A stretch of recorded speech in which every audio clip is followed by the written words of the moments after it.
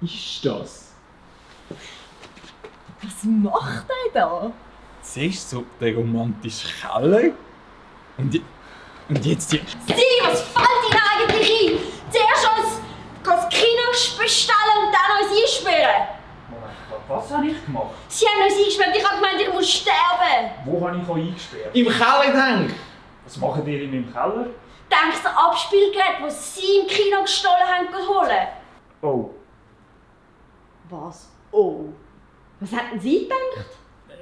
ich weiss auch nicht so genau, was ich gedacht habe. Ich habe gemeint, das wäre schon noch romantisch. Wisst ihr, ich mache meiner Freundin einen Antrag. Oh!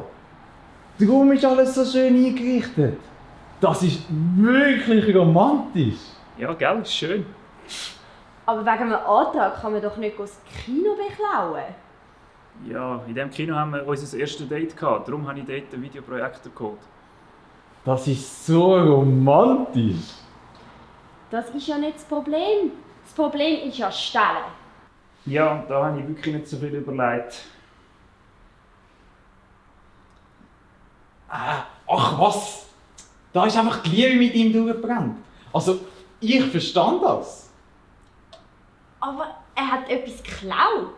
Ja, wir bringen jetzt dann morgen ins Kino wieder zurück. Und dann kassieren wir ein Jahr lang Ferien-Eintritt. Ich fühle mich nicht so sicher. Doch, ich bringe es wieder zurück, versprochen. Ich finde, wir sollten es dem Herrn Müller sagen. Und Sie müssen sich entschuldigen. Ja, das ist fair. Versprochen? Ehrenwort versprochen. Okay. Dann ist es für mich auch gut.